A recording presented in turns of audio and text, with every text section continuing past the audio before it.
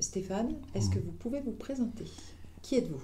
Bonjour, Stéphane Lebas, gérant d'une entreprise de construction, Gessi Ingénierie, constructeur de locaux professionnels clés en main sur le territoire normand, eurélien et la région parisienne ouest. Nos clients sont des TPE, PME, ETI, TGE, pardon pour les acronymes, mais c'est assez important de pouvoir le préciser. Pas de marché public, aucun appel d'offres marché public.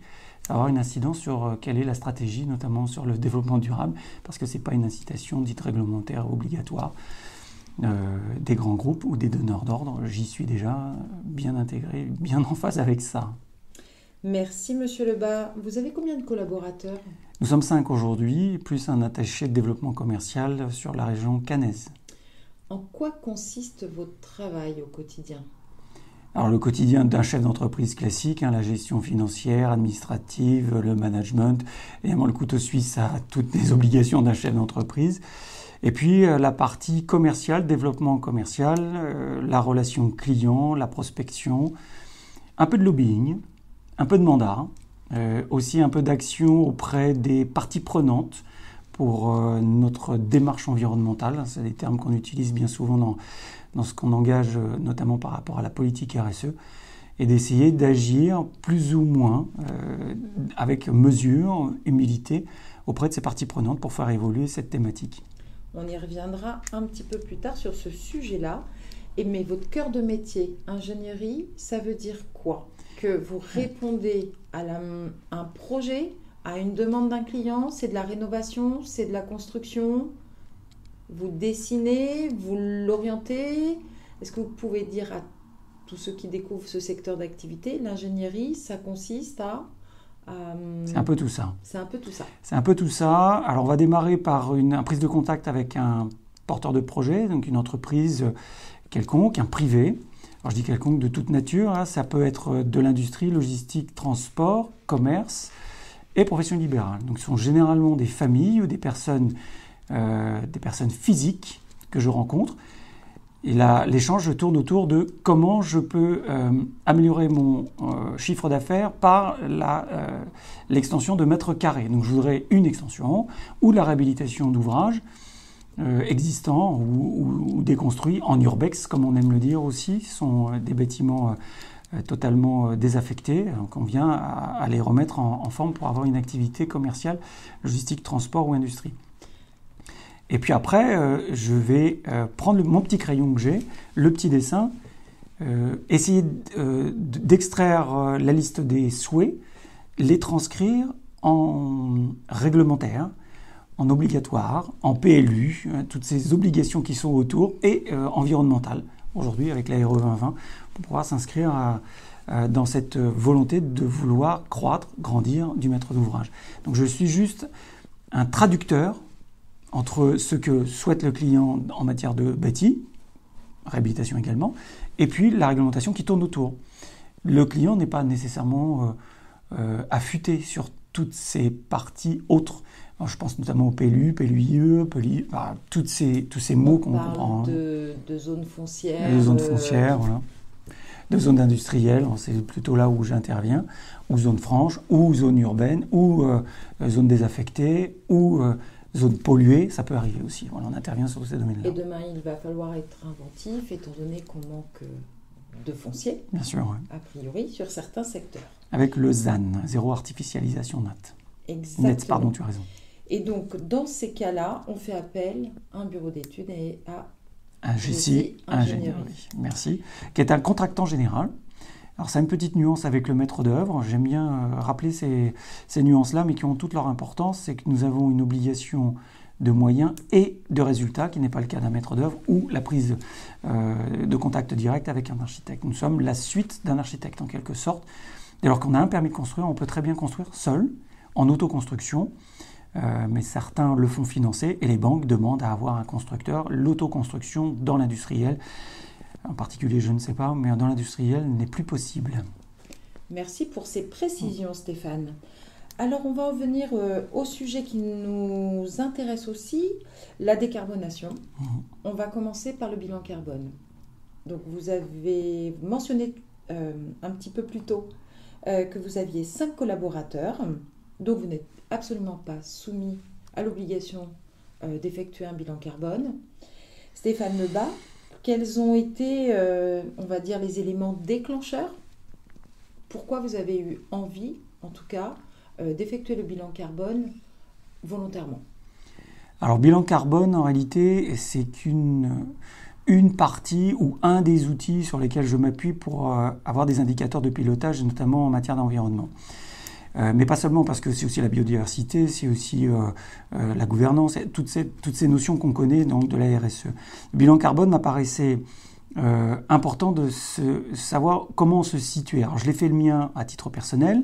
On connaît bien que les accords de Paris, on est à 2 tonnes individuellement, personnel. J'ai fait le mien, je suis plutôt à 6,2 et pourtant j'y fais très attention, sachant que la moyenne française est à 9,6 ou 8, ou en tout cas de moins de 10 tonnes. Il y a beaucoup de chemin à parcourir et moi je voulais savoir, puisque je l'ai fait moi perso, je voulais savoir comment l'entreprise se situait. À quel niveau se situait l'entreprise? D'un côté, il faut que je me suis dit, j'avais identifié 2 zones de travail. L'intramuros, ce que je pourrais appeler, c'est qu'est-ce qui est lié à l'activité proprement dite d'ingénierie, qui sont les bureaux, les collègues, leur transport, leur voyage travail-maison ou domicile-travail. Et puis l'usage proprement dit, l'informatique responsable avec les degrés de réparabilité le plus important possible, faire du circuit court pour acheter ses propres usages. Nous avons fait appel à une entreprise dans les locaux des Seine Écopolis dans lesquels je suis, avec de l'éco-partage. C'est un établissement qui est géré par la métropole de Rouen, à destination des entreprises avec une dimension éco-construction. Donc c'est une thématique particulière. Ils ont Innopolis, Créapolis, mais ça c'est l'éco-construction. À Saint-Étienne-du-Rouvray. À Saint-Étienne-du-Rouvray, 45 Robert Houck, ça s'appelle Seine Écopolis. Et puis dans cet établissement, il y avait une entreprise qui fabriquait des panneaux d'insonorisation, des matériaux issus des bouteilles plastiques. Et donc nous étions parfaitement en circuit court puisque c'était fabriqué sur place avec des matériaux recyclés et c'était livré sans transport puisque c'était fabriqué. Donc j'ai trouvé que cette démonstration, cette illustration de nos achats responsables ou éco-responsables faisait totalement écho avec la démarche que j'avais. Et puis, donc l'intramuros, on fait ce bilan-là. Et puis, notre activité, quand même, impacte énormément. Nous sommes le bâtiment, je ne dis pas le plus, mais un des plus gros pollueurs, notamment en déchets. Et puis, en production de gaz à effet de serre, c'est quand même pas anodin. On parlera du béton, si on veut, tout à l'heure. Donc, je voulais faire ce bilan. Mais ce bilan donc interne, on n'a pas grand-chose à y faire. Le résultat, c'est que...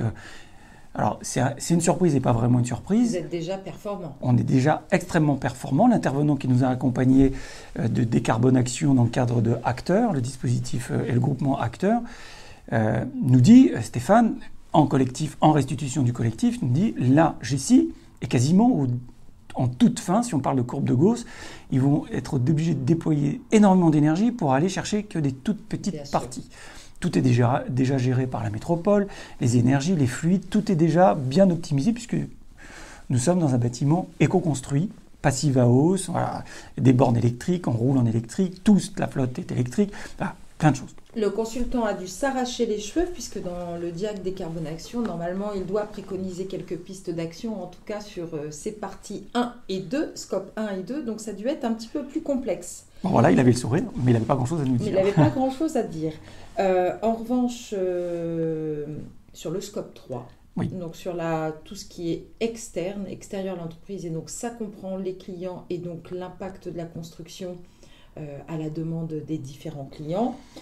Là non plus, il n'y a pas d'étonnement, je suppose. Non. On se doutait bien que ce serait là où seraient les plus importants taux de gaz à effet de serre. Et l'impact sur l'environnement. Le plus fort impact, merci Stéphane. Sur la biodiversité, sur les espaces naturels, bien sûr. Alors, là, vaste sujet, ça veut dire que qu'est-ce qu'on déploie? Alors déjà, quelle réaction face à ce résultat que vous pressentiez, mais une fois que c'est face à vous, comment on réagit? Est-ce qu'on met une couverture dessus et on se dit on reprendra ça plus tard, ou bien parce que la tâche est lourde, il y a un boulevard, Ça veut dire qu'il va falloir convaincre les parties prenantes externes, vos clients, les maîtres d'ouvrage, et j'en passe, et eux-mêmes leurs fournisseurs. Pour le coup, quel a été votre cheminement et pourquoi je vous pose cette question-là, Stéphane?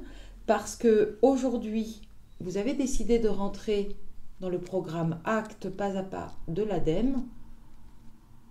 Pouvez-vous nous en dire plus? Le bilan est reçu.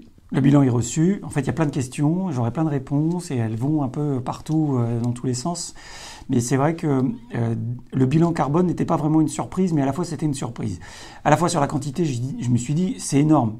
Puis après, l'intervenant me dit, l'expert me dit, non, relativise, parce que tu es quand même bien en dessous de ce que j'ai déjà eu à réaliser, parce que tu as déjà innové sur l'impact du béton, qui est la deuxième ressource la plus consommée.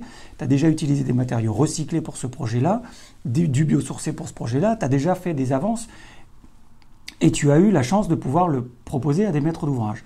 Donc ça répond à une partie de la surprise, pas la surprise. Donc ça veut dire qu'avant la démarche Acte, Stéphane Lebas, vous étiez déjà dans la recherche et dans l'innovation? Oui. Par exemple, sur le ciment, qu'est-ce que vous pouvez nous dire? Ou sur le béton? Alors sur le béton, les ressources, la low-tech. Allez, alors ça peut être les deux et en même temps... alors en fait, d'abord le béton. Le béton, la deuxième ressource la plus consommée sur la planète, après l'eau. Le béton est composé de granulats et de ciment. Le granulat, c'est des ressources naturelles, et le ciment, pour 5% de la masse, produit 95% des gaz à effet de serre de la tonne. Bon, là, c'est déjà, rien qu'on fait ce constat-là, on pourrait attaquer les deux sujets de façon dissociée. Ce que je fais, j'ai eu à faire du granulat recyclé 100% sur des éléments non structurels, parce que le DTU, les règles nous imposent à ne pas avoir à dépasser un certain nombre de critères. J'ai dépassé ça, on voit que ça fonctionne, donc on s'entoure avec les bonnes personnes, les bureaux de contrôle, c'est validé. Ensuite, il y a le bas carbone. Les assurances aussi. Les assurances aussi nous suivent parce qu'on n'est pas sur le structurel. On est sur des zones de sinistralité quasi nulle. Ensuite, sur le ciment qui lui est une autre source de gaz à effet de serre, il faut pouvoir limiter cet impact. Hoffmann, qui est un cimentier connu, et d'autres s'y mettent, mais les cimentiers connus, les lobbies comme Unibéton, pour ne pas les citer, sont des fabricants de ciment avec clinker. Donc on brûle du calcaire pour fabriquer un liant, pour en mettre dans du béton, pour pouvoir faire ce béton fameux normé. Donc Hoffmann propose pour d'autres ciments, pour des usages différents, une alternative au ciment classique, bas carbone. On passe de 850 kg de gaz à effet de serre pour une tonne de ciment à 250 kg. Donc l'échelle est énorme. Donc une fois qu'on a compris ça, ça peut coûter un petit peu plus cher, quoique l'aglo granulat recyclé est au même prix que granulat naturel. Pourquoi ne pas y aller? C'est juste des idées reçues. Donc le ciment, c'est exactement pareil. Il faut juste s'adapter avec les nouveaux matériaux pour en avoir la volonté. Donc pour répondre à ta question, oui, j'y étais avant. Ce n'est pas arrivé après bilan carbone. Le bâtiment, il a été livré il y a plus de 2 ans.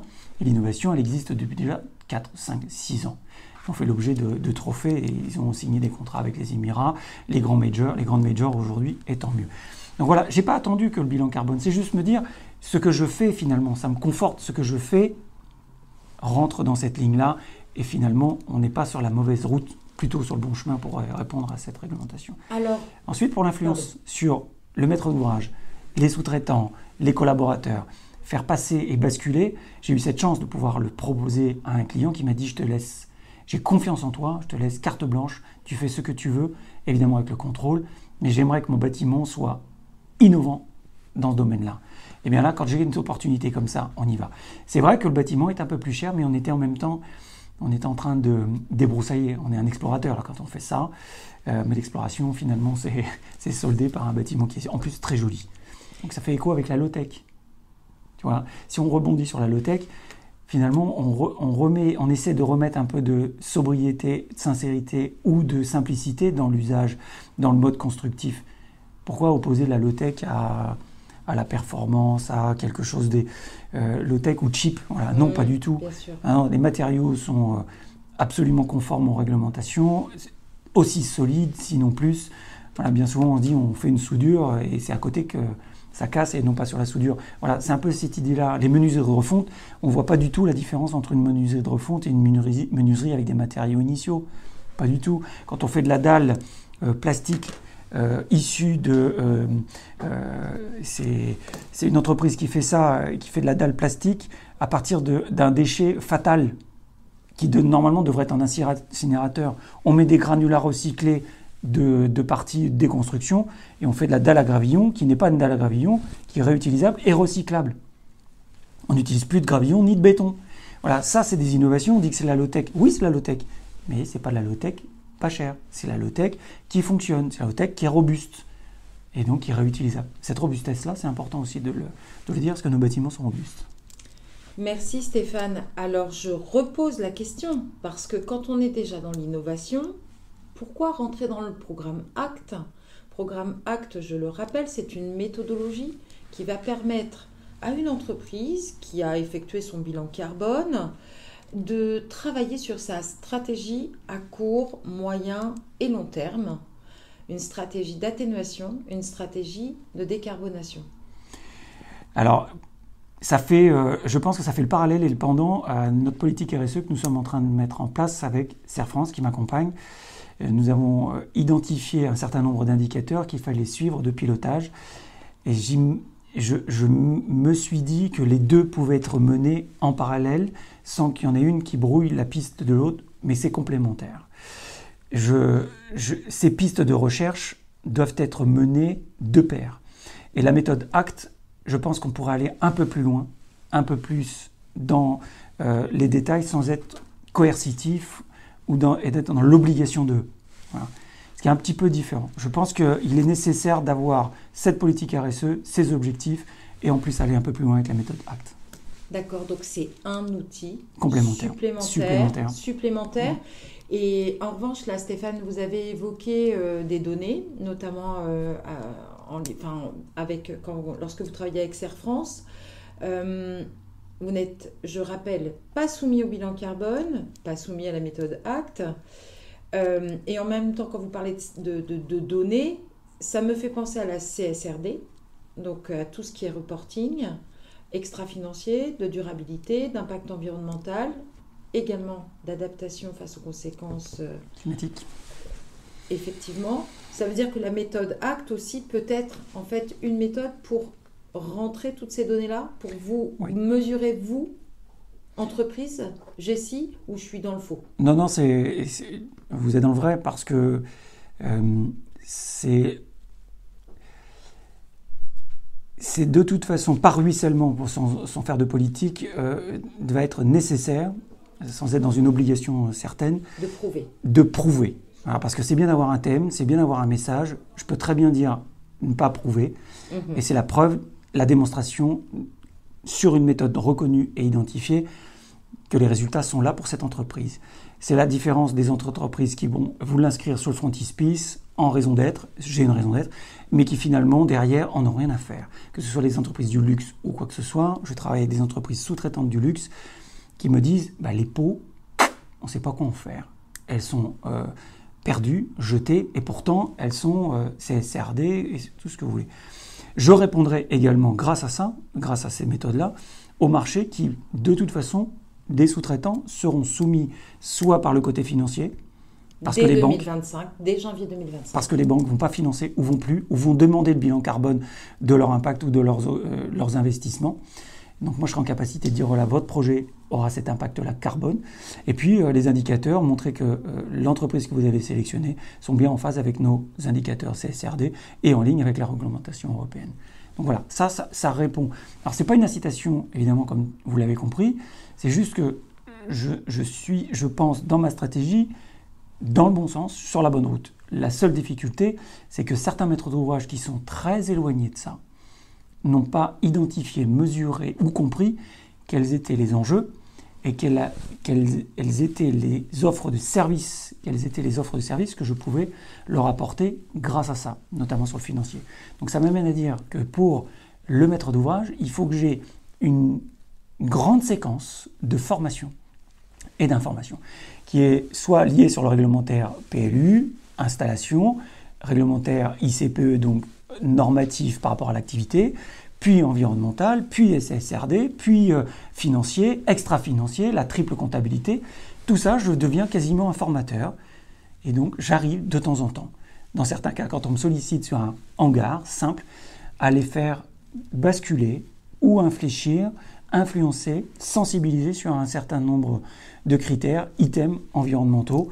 Et là, quand on leur dit le bâtiment que vous allez faire, il est patrimonial, donc regardez dans les yeux de vos enfants, qu'est-ce que vous allez leur léguer? Un bâtiment durable, robuste, ou un bâtiment qui ne sera pas recyclé quand on utilise par exemple des matériaux dits sandwich, mousse de polyuréthane, on ne peut pas recycler. Donc c'est un caillou dans la chaussure, mais au moins si j'arrive avec cette pédagogie, ce message-là, on peut arriver au moins à faire changer les choses, par la pédagogie, par l'information aussi. Donc Stéphane Lebas, vous êtes aussi un passeur d'idées et un passeur de messages autour de la durabilité. Vous avez parlé de robustesse. Oui. La robustesse, alors moi immédiatement je pense à robustesse du bâtiment et donc adaptation au changement climatique, mais je suppose que le mot robustesse veut dire beaucoup plus pour vous. Robustesse, ça veut dire quoi? Survie de l'entreprise, ça veut dire qu'elle peut affronter notamment tout ce qui est réglementaire. Oui. Qu'est-ce que vous entendez par robustesse? C'est la capacité à adapter soit son modèle économique à un changement, une fluctuation, quelle qu'elle soit. Mais c'est vrai qu'il faut qu'elle soit aussi rentable, l'activité. Il faut quand même en vivre, il faut quand même se nourrir. Et c'est toujours l'équilibre, c'est toujours une question d'équilibre entre tout ça, proposer, mais jamais imposer, et que l'entreprise soit viable financièrement. Donc c'est cette robustesse-là, pour bon nombre d'entreprises ou d'organisations économiques, c'est très difficile à trouver. C'est toutes les réflexions qu'il faut mener. Je pense que c'est l'étape suivante. C'est une étape, en tout cas, qui viendra juste après. C'est-à-dire qu'on fait de l'environnement, on fait de l'économie, bien sûr, de l'environnement, ou au moins faire attention à l'environnement et d'être pédagogue. Mais que la robustesse, c'est de savoir comment on peut amener une activité économique et un bâtiment, j'associe les deux, à ce que l'ensemble soit robuste, structurellement, mais à l'usage, à l'avenir. Que ce ne soit pas juste un bâtiment prévu pour 15 ans ou 20 ans. Donc vous êtes aussi sur le cycle de fin de vie. C'est exactement la fiche de cycle de fin de vie, ouais. Exactement. Merci beaucoup Stéphane Lebas. J'ai une dernière question. Depuis quand existe Gessi? Créé en 2013, juillet 2013. Ça fait 11 ans. Ça fait 11 ans seulement. Mmh. Donc ça m'amène à penser que, en tout cas, cette notion d'environnement, de respect de l'environnement, de durabilité, vous l'aviez déjà dès le départ à la création d'entreprise? Oui. À titre personnel? Oui, mais je ne suis pas un ayatollah pour reprendre des expressions connues. Je ne suis pas un dogmatique ni un écologiste. Quand on est au MEDEF, par exemple, si je peux en parler, c'est plutôt libéral modéré, sans en faire vraiment une politique. Il faut juste une question d'équilibre entre tout ça, et c'est vrai pour tout, la vie. Voilà. Donc si je suis en équilibre, en anti-leadership dans mon travail, tout va bien. Donc ça veut dire que je vais pouvoir aussi être convaincu et convaincant.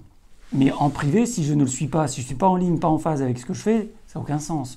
Et c'est vrai pour tous les chefs d'entreprise. S'il y a un message à donner, si vous n'êtes pas en phase avec votre modèle économique, c'est même pas d'y aller. Si vous n'êtes pas en phase avec l'écologie, c'est pas la peine d'y aller. Vous ne serez pas robuste. Donc c'est pas la peine. Ça se verra à un moment donné. C'est-à-dire que la posture d'imposteur se verra. Donc quoi qu'il arrive, c'est pas une obligation, je l'ai toujours été. Maintenant, j'ai cru en ça, j'y crois encore. Je ne suis pas parfait, je n'ai pas été parfait. J'ai, comme tout le monde, fait des erreurs.